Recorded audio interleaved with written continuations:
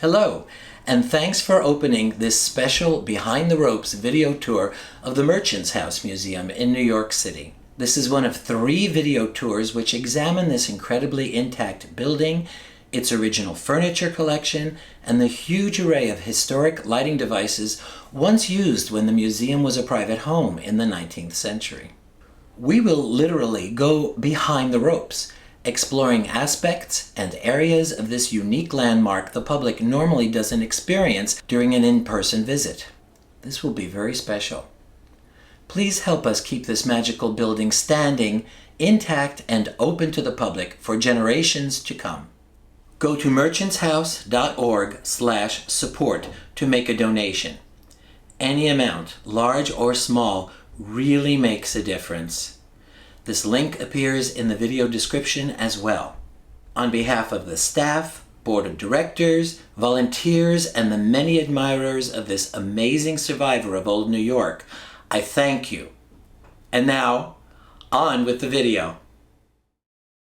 Behind this unassuming doorway is a space which visitors never see.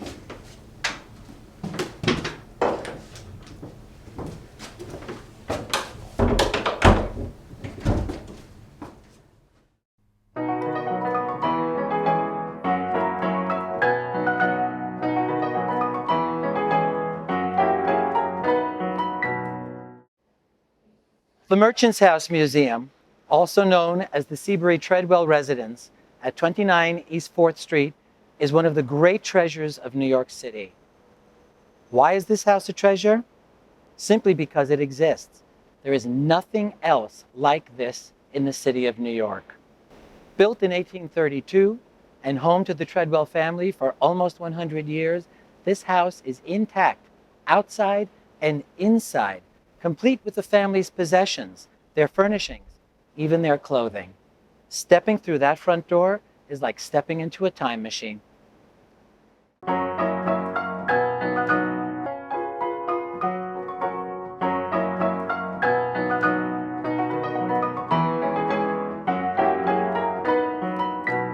The Merchants House Museum is very important from an architectural perspective simply because of how intact it remains. It has changed so little since the 1830s, but there's much more.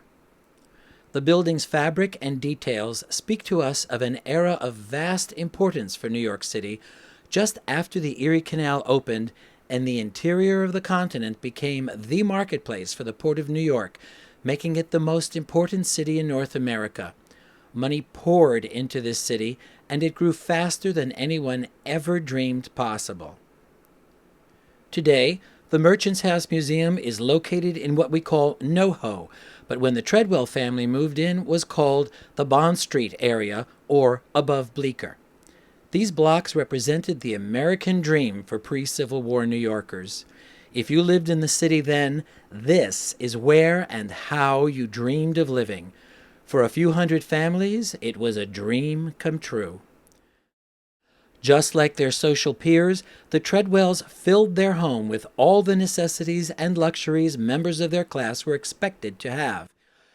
The contents of this home represent a time capsule, allowing us to examine what life was like for affluent New Yorkers and the supporting staff of servants, without whom none of this would have been possible. Once, there were hundreds of houses similar to this one lining the streets of this neighborhood. Now, only this one survives intact.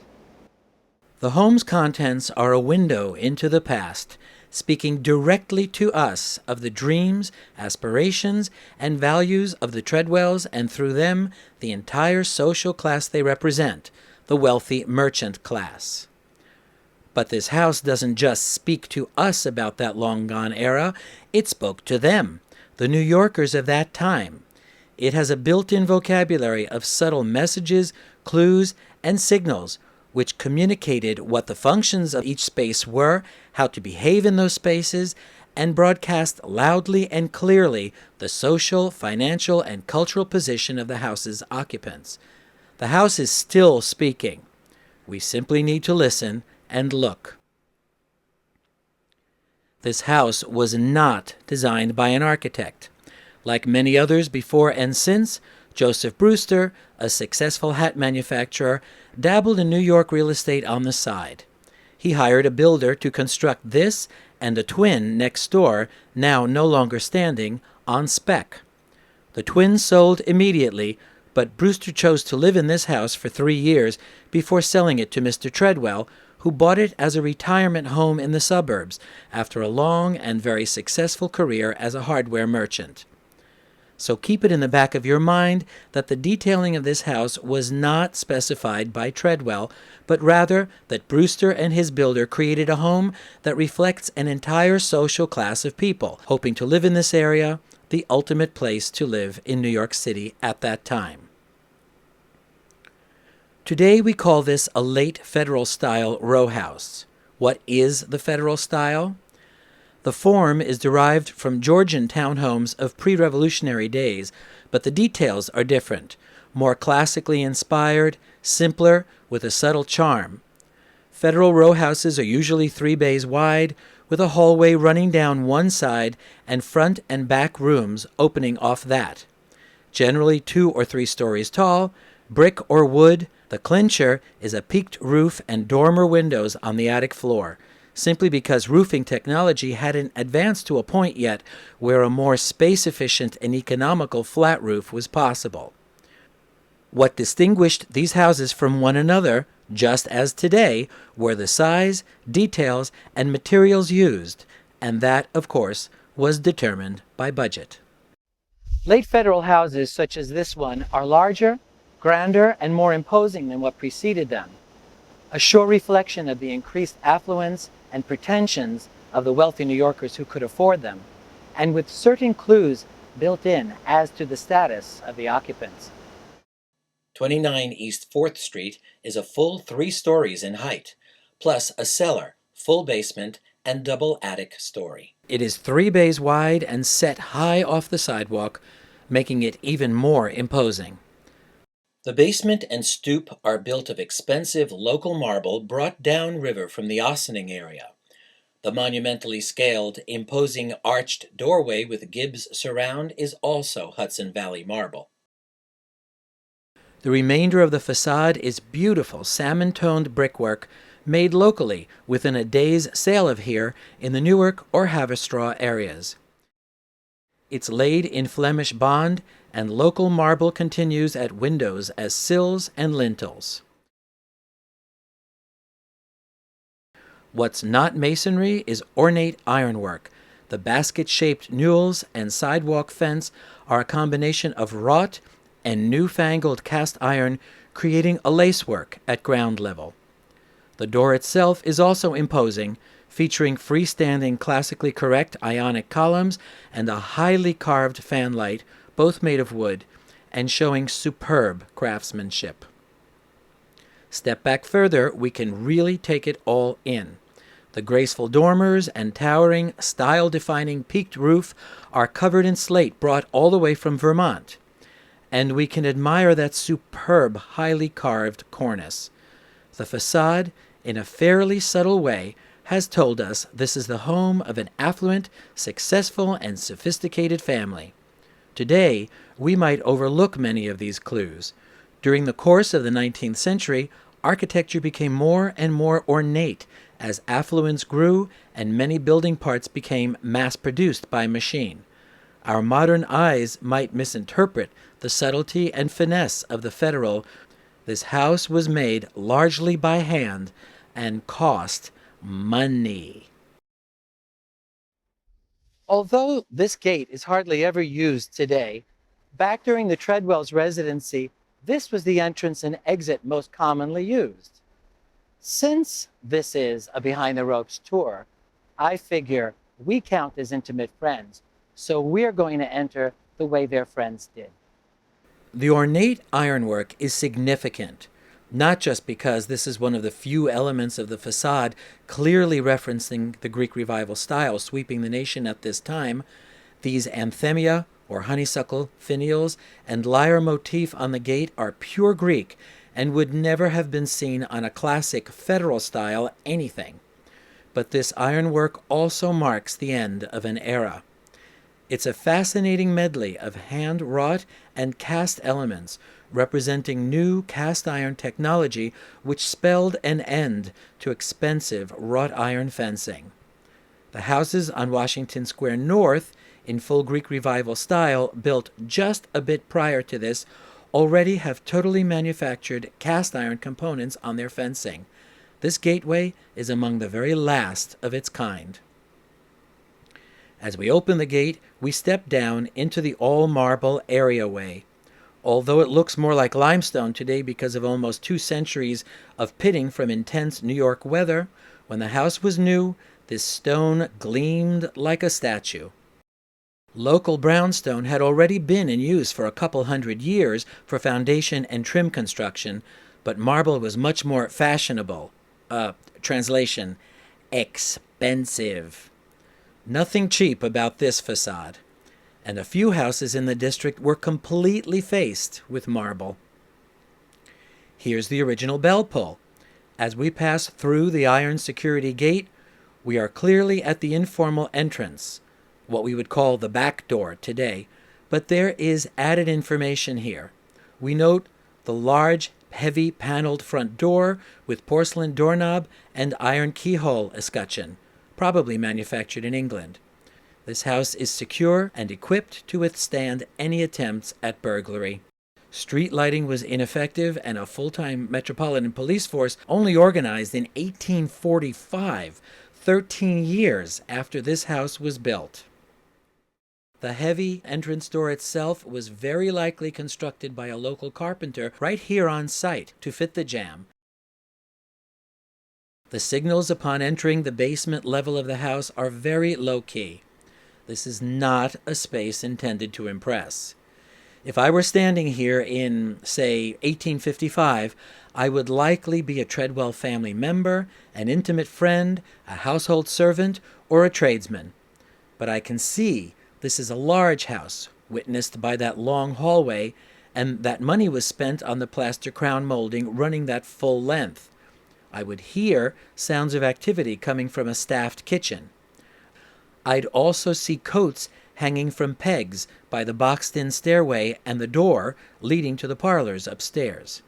These are all signs of the well-oiled clockwork of a high-end house very much alive and humming.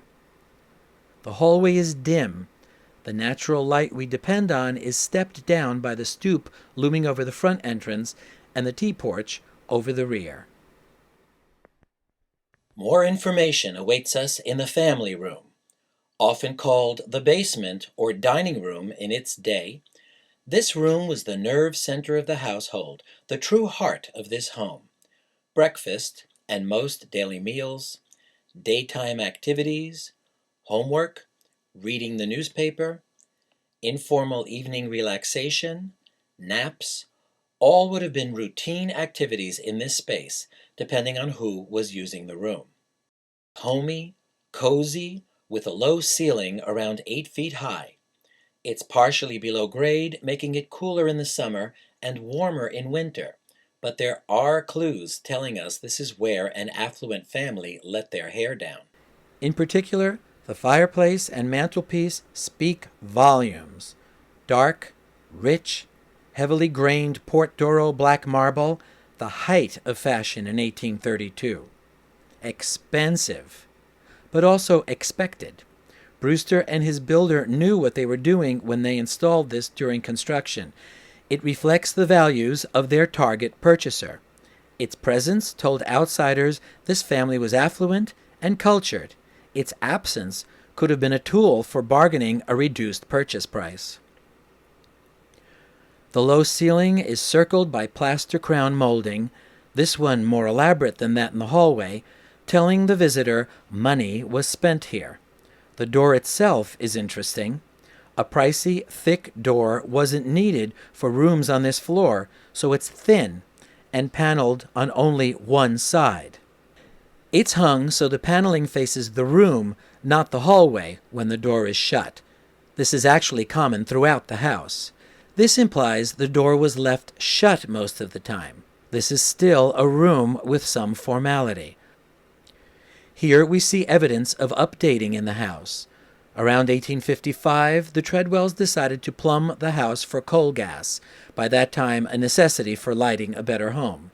You can still see the new gas pipe protruding from the center of this ceiling. Central heat was unheard of when this house was built. Rooms were heated by hot-burning anthracite coal, more efficient and more affordable than firewood. Canal systems connecting New York City with New Jersey and Pennsylvania made it easy and cheap to import coal into the city. Like their neighbors, the Treadwells periodically upgraded coal burners with more efficient and more fashionable grates. By this point, the Greek revival had largely run its course. Now the arch was the thing. The Greeks didn't use the arch, but the Romans did. The stylish new Italianate brownstones sprouting up all over the city mid-century featured arched fireplaces and mantels. Making a nod to the latest styles, the Treadwells installed arched coal grates into several of their very Grecian fireplaces in their most formal rooms. These are clues as to how they wanted to be perceived as fashions changed. In the basement hallway, the staircase leading up to the parlors is the only stairway in the house sealed off with walls and a door. The hubbub and smells of the kitchen were definitely not wanted upstairs. But I wonder if they made an exception and kept the doors open on baking day, so the house would fill with the delicious aroma of fresh baked bread.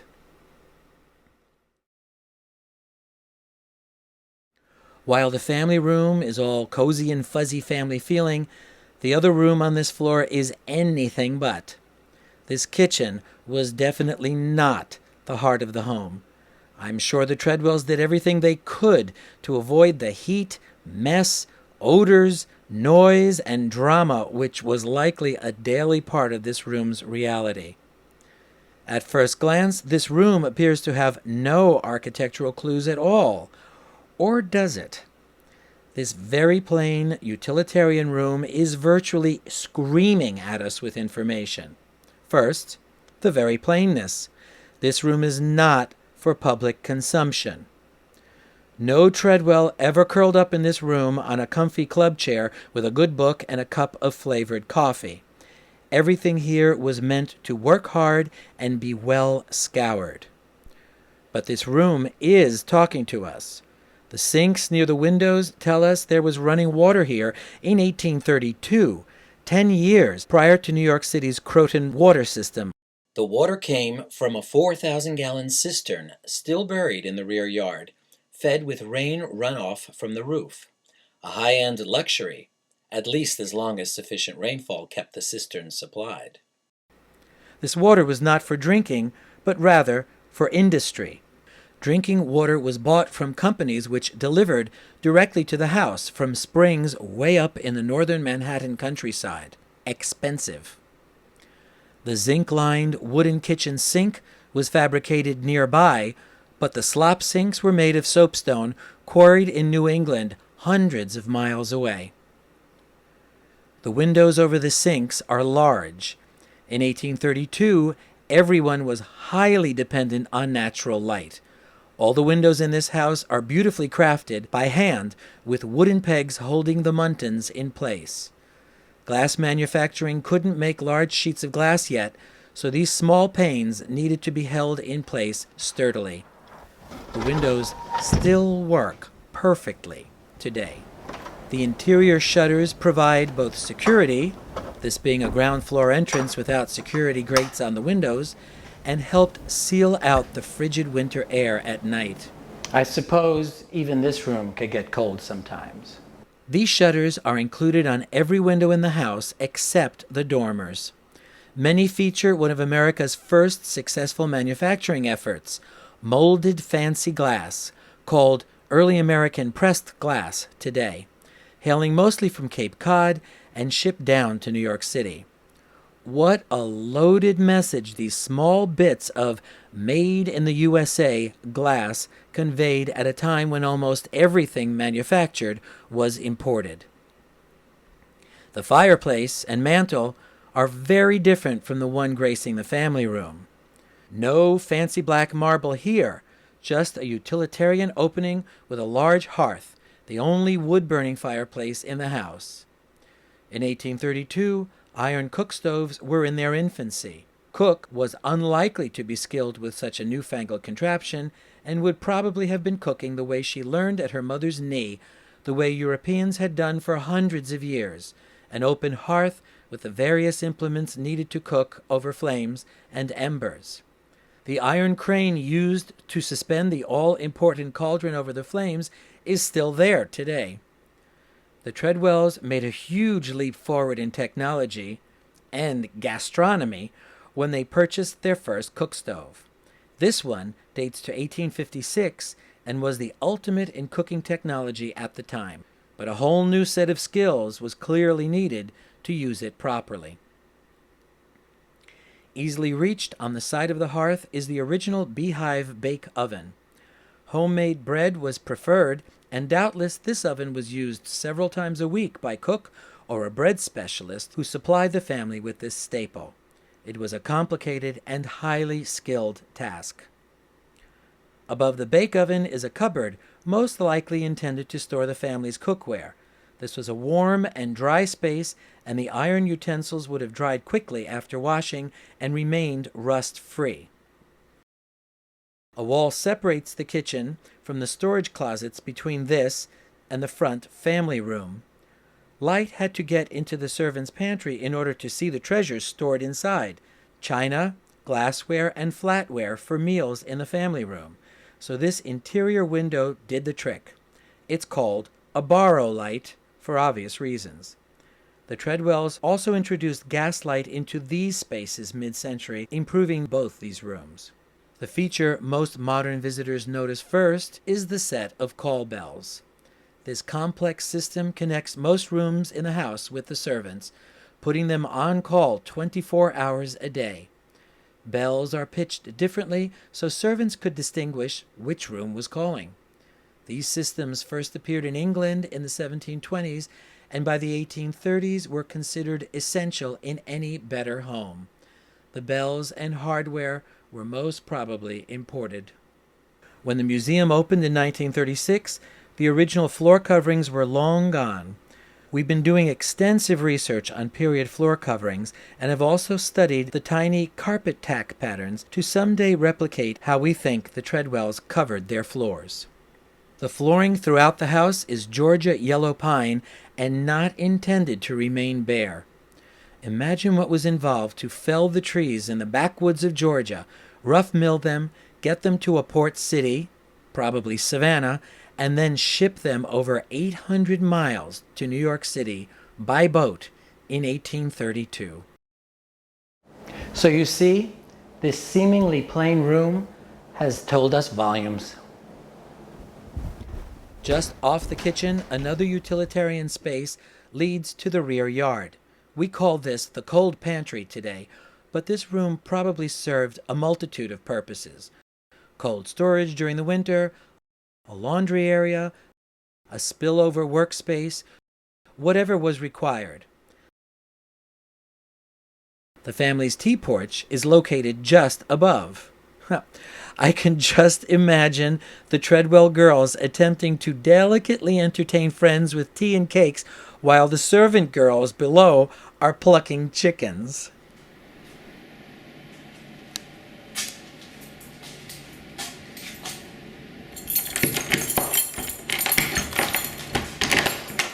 The uses of a rear yard would have been as varied as the families using it.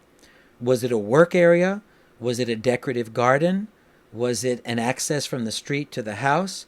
Was it a bathroom? The answer is all of the above, depending on when we're talking about and who the occupants of the house were. There are more stories to tell here.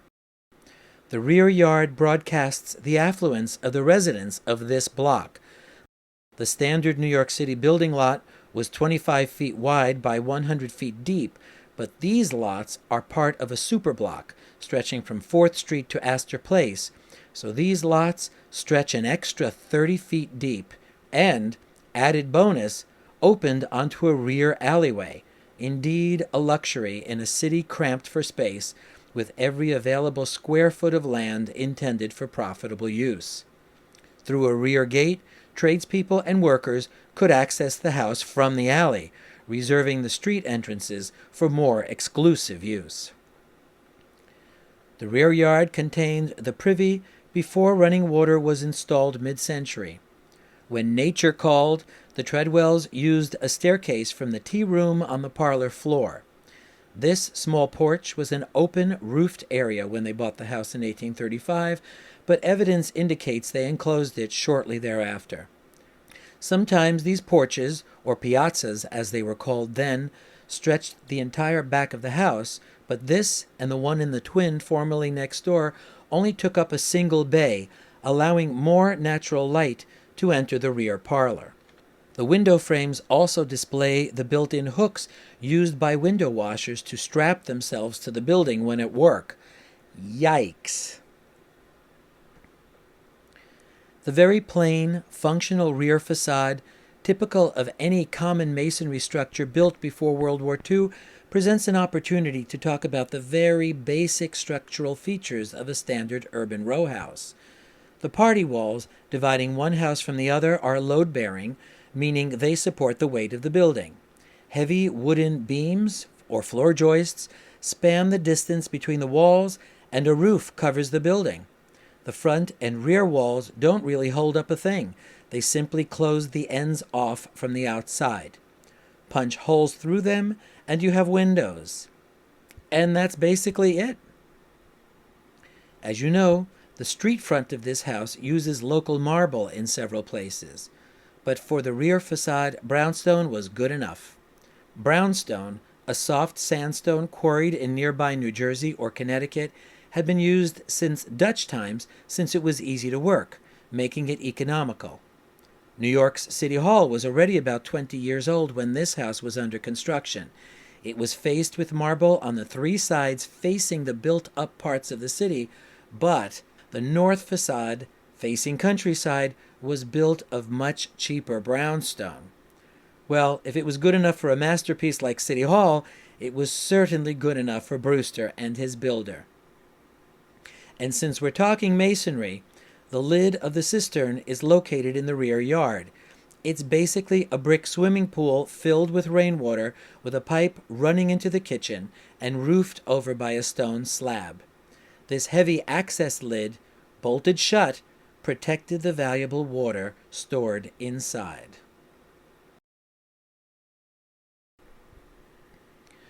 The formal entrance at the top of the stoop was pure theater, a stage set designed to impress. This is where the mucky-mucks of the era entered for a formal event. Let's say you're now paying a social visit. You've already walked or ridden past the other gracious homes on the block, trying not to be too obvious in your admiration. You've admired, tactfully, the stunning ironwork of the basket newels and railings, climbed the marble steps, and have now pulled the doorbell knob discreetly placed at the side of this very powerfully designed doorway. Now you await admittance. A servant would usher you in, take your card or name, and then scurry off to announce you and be instructed how far into the sanctum you would be allowed entry. Well, in we go. Wow. This is a very different experience from entering through the basement door. Same house, different world. The visitor is bombarded with information, all saying they've arrived at a very exalted place. The elegant federal doorway, stunning plasterwork of the ceiling, and the faux marbled vestibule walls all broadcast affluence, taste, and high status. A door is just a door until, as in this case, it becomes much more than just a device to separate one space from another. No one could mistake this mahogany door as anything but an expensive import from the Caribbean or South America. Next stop in the procession is the parlor hallway. More signals flashing. Superb details in the Grecian style are waiting for you here. Elegance and cutting-edge 1832 taste says you're in one of the very best homes. Light floods in from behind through the fanlights, down the stairs from a huge window at the landing, and through the glass surrounding the rear doorway to the tea room. Just down the hall, you can admire the opulently carved, furniture-quality mahogany newel post, carved by a master craftsman. More mahogany on the stair rail, balusters, and parlor doors also ooze affluence. If you're not impressed by this point, then you must be living in a similar house. You've been admitted to the front parlor. You're being given the star treatment.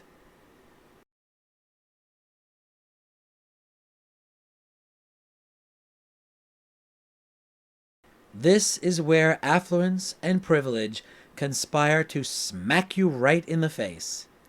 The front parlor and its matching twin to the rear are the latest and greatest, the Greek Revival style in full glory. Magnificent detailing throughout, all based on Greek designs of the classical age and extracted from architectural pattern books which every builder treated as their Bibles. Without a doubt, this is a home of distinction and culture, and wealth. We must remember today there were hundreds of houses like this in the neighborhood, with comparable details. Athens on the Hudson, as I like to say. Greek Revival architecture, as we now call it, had just become the most popular style for homes in America. Thomas Jefferson felt Grecian was the style most appropriate for the young United States, the world's first democracy since ancient times. It dominated home and furniture design right up to the Civil War. This 1832 plasterwork is considered among the finest examples in North America. So much so that the Merchants House Museum is one of only about 120 structures in New York City designated an interior landmark.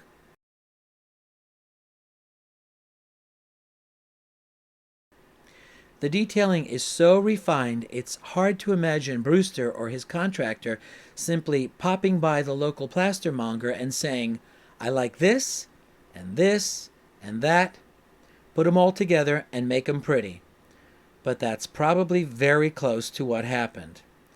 While the builder had pattern books for instructions on how to properly construct the details and proportion them correctly, many of the individual plaster, wood, or gesso elements don't match any known Greek originals and are often a combination of design sources. An ancient Greek who suddenly found themselves in these rooms would recognize the forms, but not necessarily the components.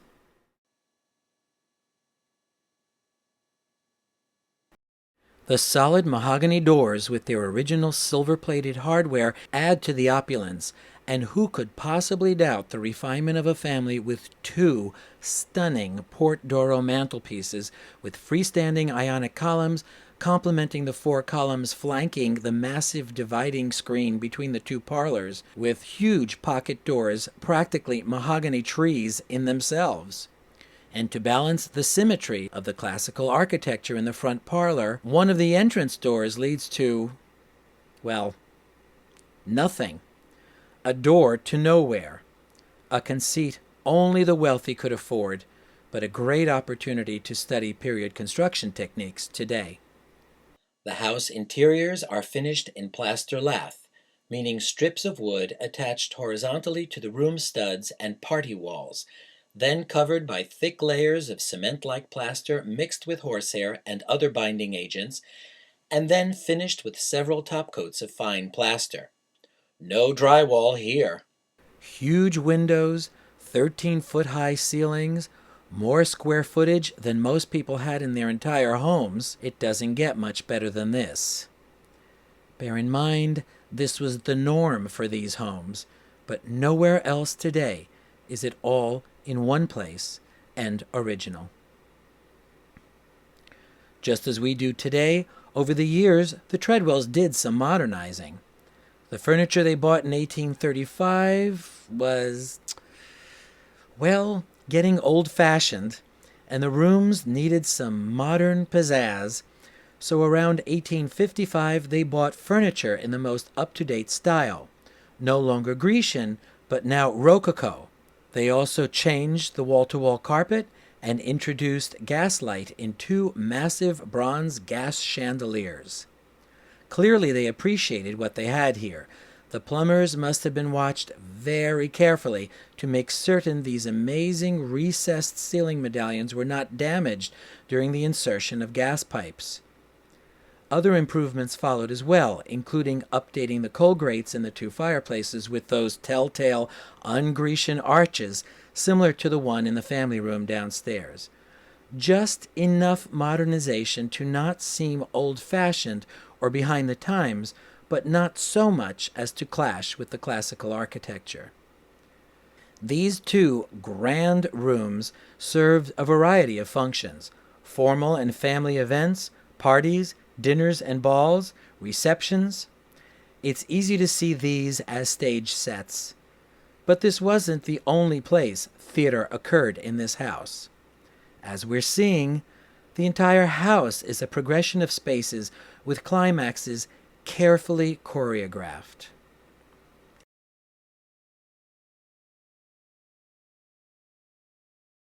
There were times when the Treadwells and their ilk sought more low-key pastimes. The family room downstairs was an option, but with a house filled with as many occupants as this one, at times Mrs. Treadwell and her closest friends may have preferred to spend a pleasant afternoon in her bedroom. If the parlors are grand opera, then the master bedrooms are the little theater. As we leave the parlor floor, yet more signals abound. The long climb up the staircase is packed with information. More mahogany.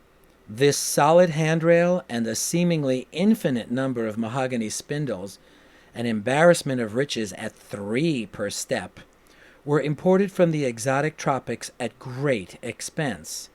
Again, an indication of wealth and culture.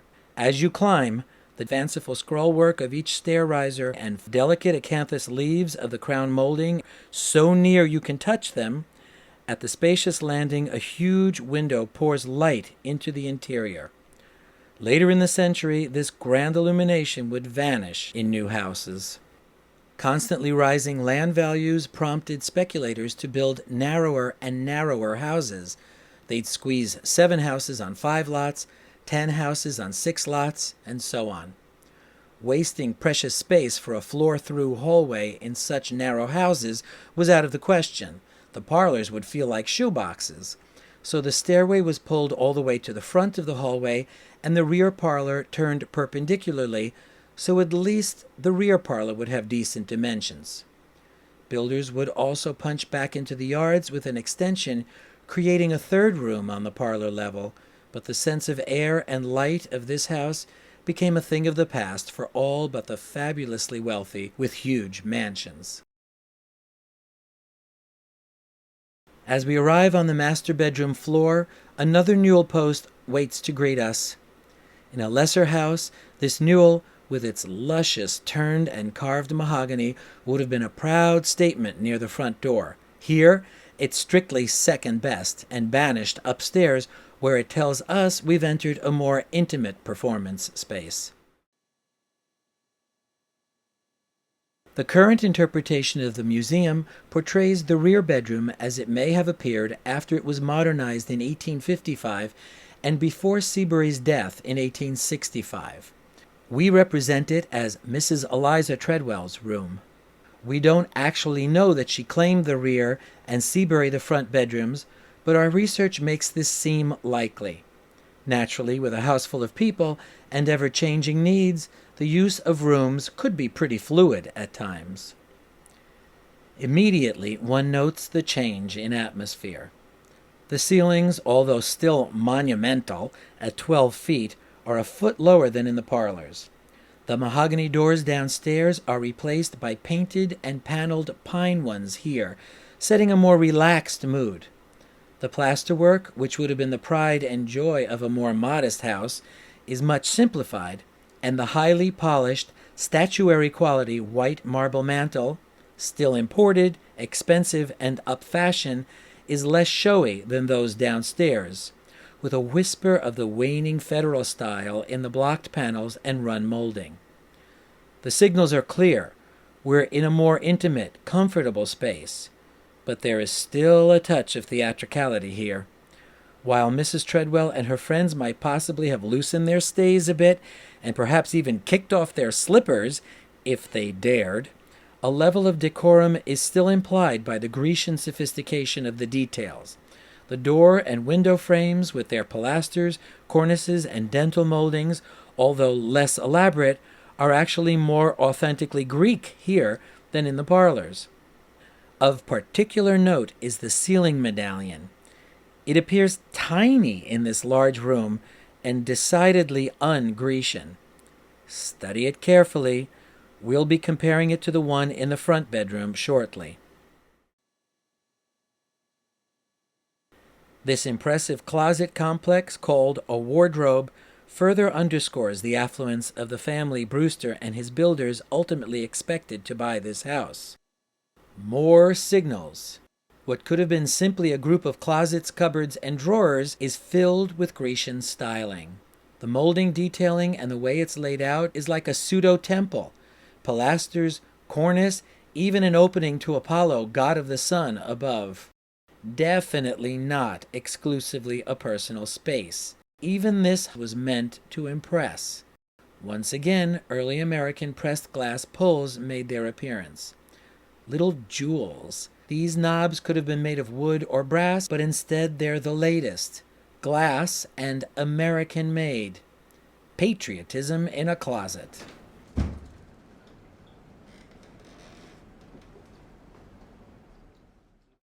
Interpreted as Mr. Treadwell's room, this front bedroom is virtually a twin of the rear. Separate bedrooms were the norm for spouses of this social status, and in a city as crowded as New York, even in 1832, this is a true luxury and a reward for financial success. Separate bedrooms also allowed Eliza and Seabury's friends and guests gender-specific spaces for gatherings such as meetings, teas, changing from travel clothes into party attire, and such. The detailing is identical to the rear master with one major exception: the ceiling medallion. A quick glance at the components of this medallion confirms they match plaster components elsewhere in the house. A paint analysis confirms it is indeed original. So why is this medallion so markedly different in style and size than the one in the rear master? I believe that it involves the gas pipe installed mid-century. Unlike the parlors, only the ceiling in the rear bedroom had gas plumbing installed. That medallion undoubtedly matched the one here in the front room, but stylistically, the rear medallion is very different. Not Grecian at all, but more a sort of romantic, Rococo, Tudor, something. Very 1855, which is the year gas service was begun. And, I think we'll all agree, way too small for the scale of that large bedroom. Was it destroyed during installation of the pipe? Did it disintegrate or collapse at some point? We'll probably never know, and it only took me 32 years of being involved with the Merchant's House to piece this together. While all the other rooms visited so far display upgraded mid-century coal grates, the grate in this room is much earlier and stylistically reflects the 1820s, 1830s. Why was this one not replaced? Maybe someday we'll find out. As we often say, this house is a constant discovery.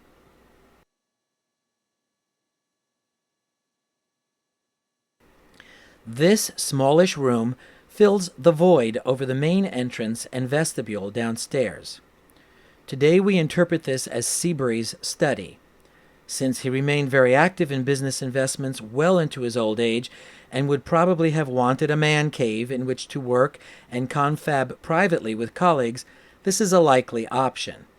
But, depending on the needs of the family living in a house like this, it could have served a multitude of purposes.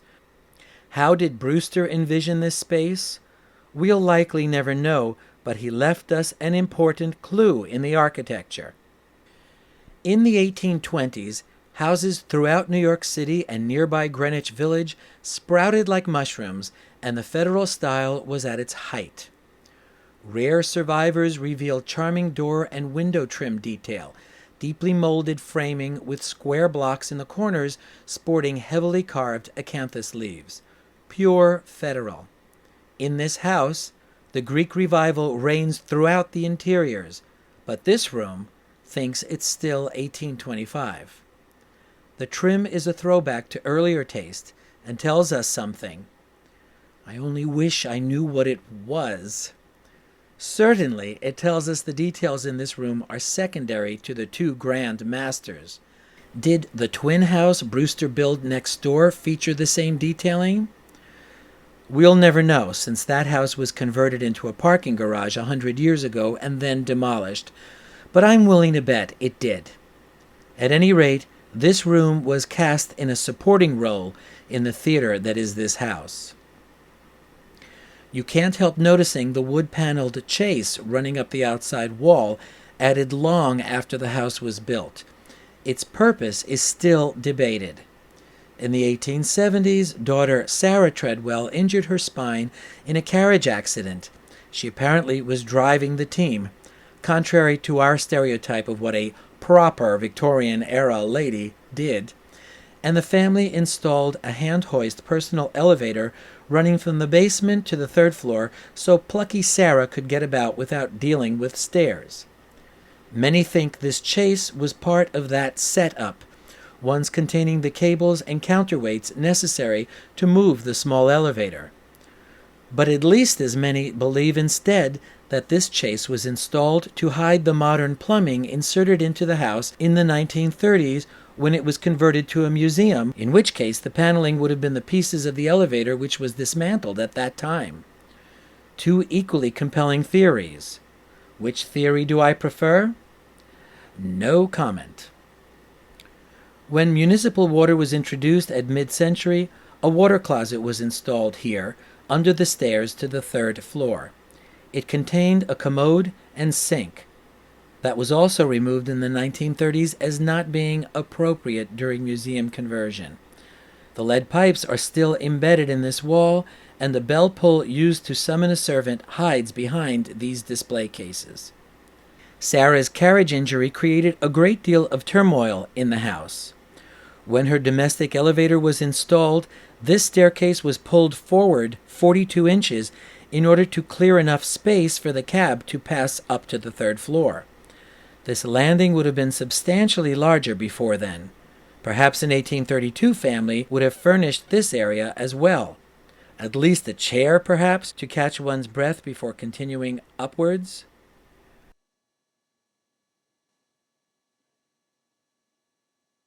The show is over and the curtain has descended.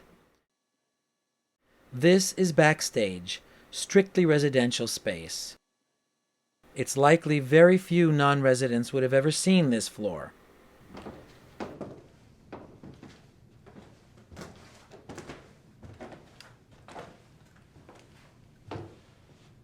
There are 4 bedrooms on this level, 2 large ones over the master bedrooms and 2 small ones closing off each end of the hallway.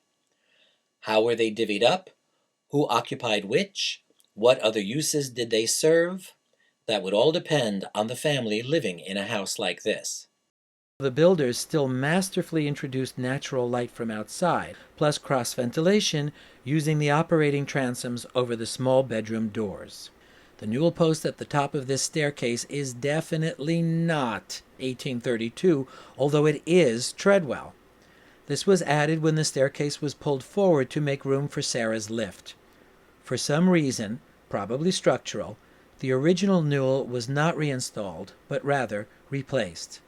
If you've ever seen The Heiress, the 1949 film starring Olivia de Havilland, this newel post appears exactly here in that set. This house was a major design inspiration for that film. By the way, this small door and the powder room behind it are not original. Rather, they show a sensitive camouflaging of restrooms added when the museum opened in the 1930s. The third-floor bedrooms are not open to the public. Originally intended for use by children and family other than the master and mistress, they are now office space for the museum staff. The details are stepped down in every way. The signals tell us these rooms were not intended for public consumption. With lower ceilings and simpler detailing, these rooms are informal and a distinct departure from the code of behavior dictated by the grandeur of the lower floors. Case in point, the mantelpieces.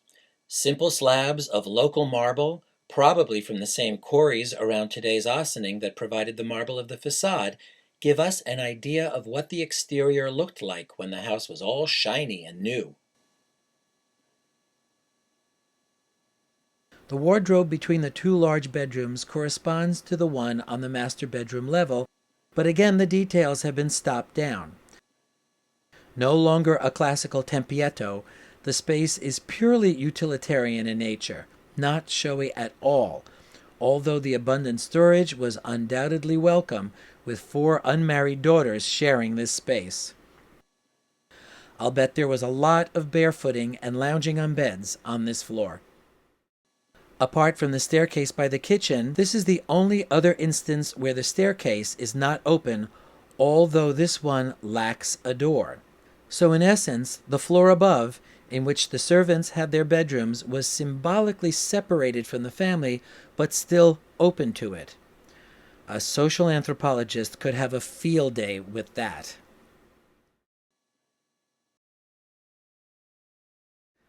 Climbing the stairs to the servants' floor, we see that they were never totally off duty. Here at the landing is yet another call bell in case of need during off hours. The presence of the servants is so palpable in this house. The museum offers programs exploring the relations between servants, mostly Irish Catholic girls, and their employers, generally Protestants of English origin, as part of its regular programming and online information.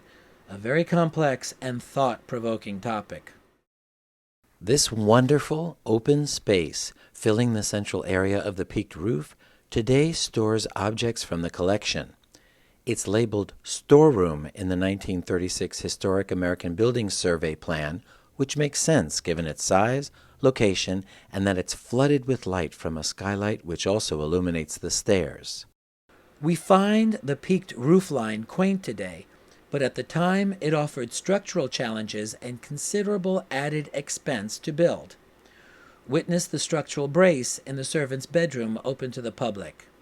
The massive weight of the pitched roof thrusts down and outwards, stressing the end walls and causing them to possibly fall away from the house. The braces keep it all tight and vertical. With improved roofing technology, a leak-free flat roof had just become a reality, and this is among the last of its peaked kind. Later, many existing federal houses had their peaked roofs replaced by building up front and back and adding a flat roof, modernizing them but altering them forever. Are there other architectural clues here on the servants' floor? Let's look. Although domestic industry is implied, this space had a certain flexibility built into it. The door and window frames exactly match those in the third-floor bedrooms and hallway and in the basement. If Brewster intended this just for servants, why give them the same trim the children had? Plain trim would have sufficed and cost less, especially when most millwork was still done by hand. The Treadwells had 4 live-in servants for most of the century, but giving each servant their own private room would have been unheard of. Brewster clearly kept his potential buyers' options open by making the space acceptable to genteel sensibilities. Depending on the family, a maiden aunt, mad cousin Cyril, an independent child, an invalid, or even a newlywed couple might have made themselves very comfortable here. It's not inconceivable. Just read the romantic novels of the era. At any rate, the large workroom was clearly used for just that. Mismatched spikes have been attached to some of the door frames. A system of ropes could be stretched to hang laundry during inclement weather. Even if some of the space was used in other ways, the primary intended purpose was domestic work right from the start. Behind this unassuming doorway is a space which visitors never see.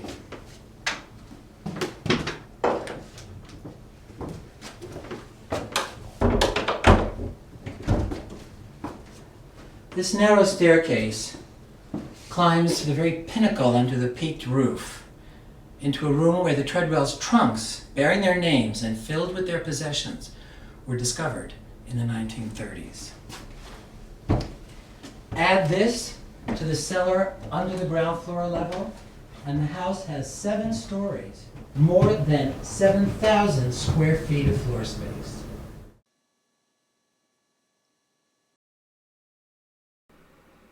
When Brewster bought this lot, he found that the house just to the west had been constructed over the property line. Not much he could do but use the Warners' house next door as a shared party wall with this house. Here in this highest space, one can still see the remains of the attic window for the Warners' house next door, which was sealed up when this house was built. A ghost from the past. The Warner house, the first house built on this block, was demolished in 1947. When that house came down, the formerly interior brick of the party wall was exposed to all the bad weather New York could throw at it.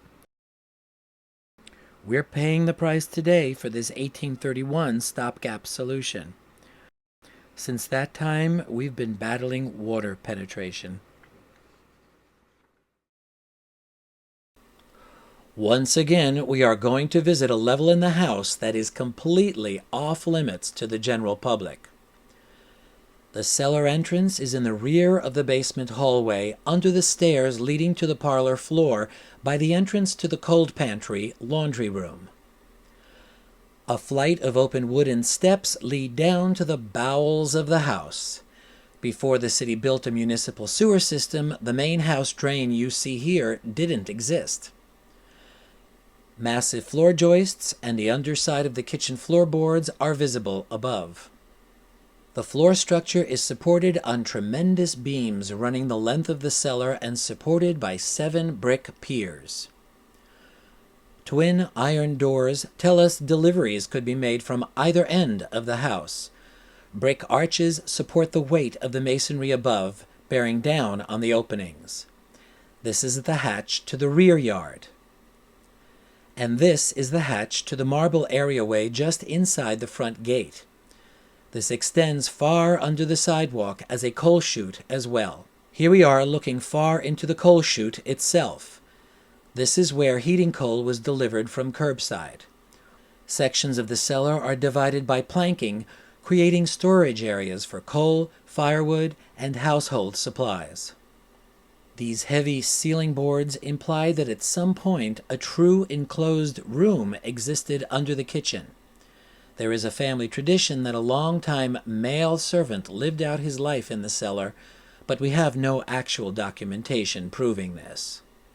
The foundations are pure New York. Manhattan's schist, that is. There was an abundance of this stone since the island was being leveled to make transport easier, and hills and outcroppings were being blasted to smithereens. At one time, the stone walls were whitewashed.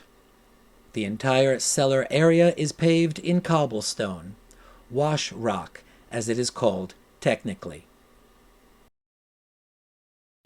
I doubt even the Treadwells' closest friends ever saw as much of this house as we've just seen.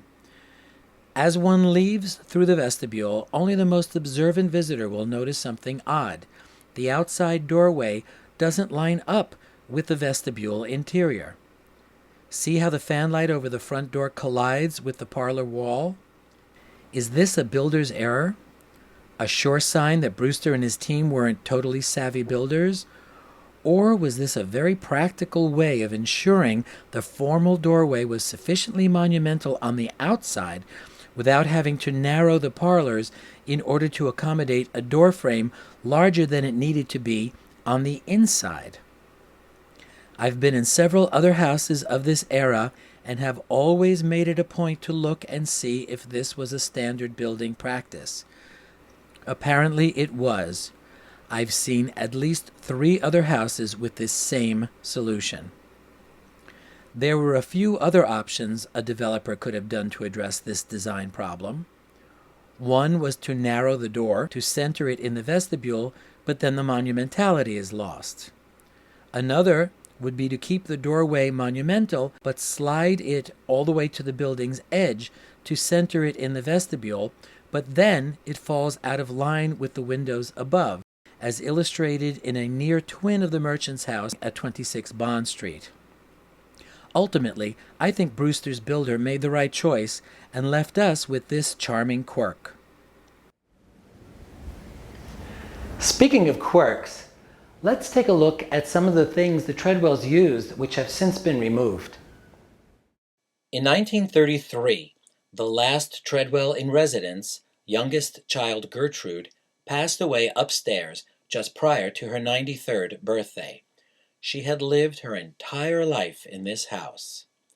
She saw her neighbors gradually move uptown and the gracious homes of the Bond Street area be transformed one by one into tenements, commercial or industrial buildings, or be demolished entirely. This was now New York's Skid Row. Luckily, her second cousin, George Chapman, realized that the last remaining intact house representing a golden age for New York was about to be lost, so he rescued it, purchasing it lock, stock, and barrel, transforming it into a museum which opened to a fascinated public in 1936.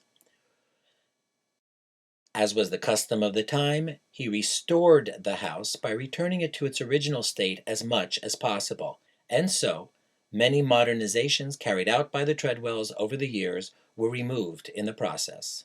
In a closet space between the master bedrooms, the Treadwells installed a bathtub at some point after they introduced running water into the house. Saturdays were probably very busy here with the large immediate family, in-laws, and grandchildren all waiting their turn at the tub. At least they needn't worry about throwing the baby out with the bath water any longer. This tub was removed in the 1930s conversion to a museum. During a major structural renovation in the 1970s, evidence was found that there may have been a large metal water heater in the space between the kitchen hearth and sink. With a fire going literally all the time, there would have been plenty of hot water, cisterns supplied on demand. You may still see an example of one to this day in situ at Washington Irving's Sunnyside. Just outside the kitchen and next to the cold pantry entrance, the Treadwells installed a dumbwaiter connecting the basement level with the rear of the parlor floor. Formal dining in the rear parlor had become frequent enough to warrant its construction. We can still see the patched opening in the floor. The dumbwaiter was removed when the house was converted into a museum as not being original construction.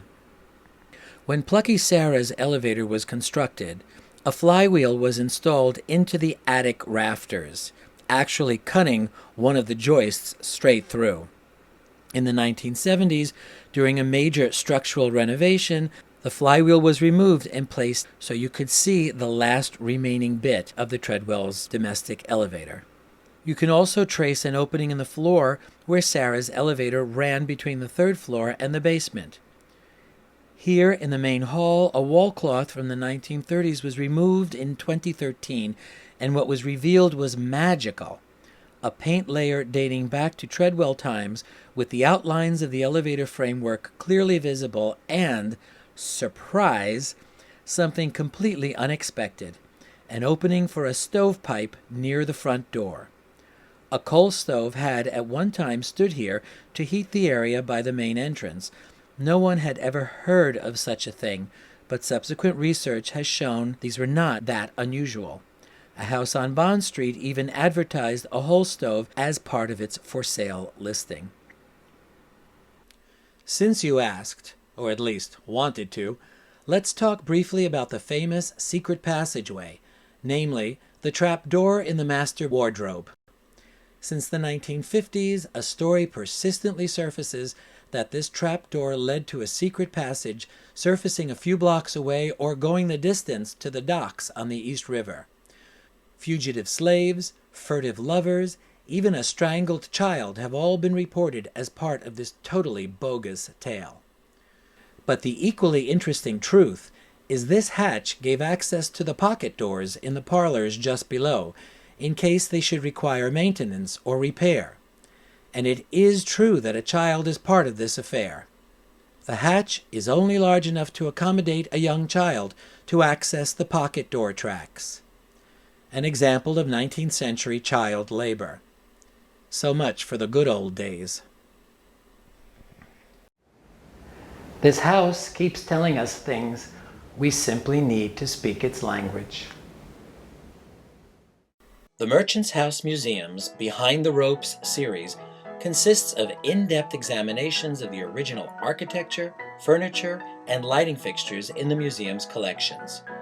These tours bring you to spaces and show you things the general visitor never sees, as we explore the values, hopes, and lives of the wealthy families who lived in homes like these. I invite you to watch all 3 Behind the Ropes tours to see and experience the Merchant's House Museum in ways the general public doesn't. I hope you enjoyed your tour behind the ropes, way behind the ropes.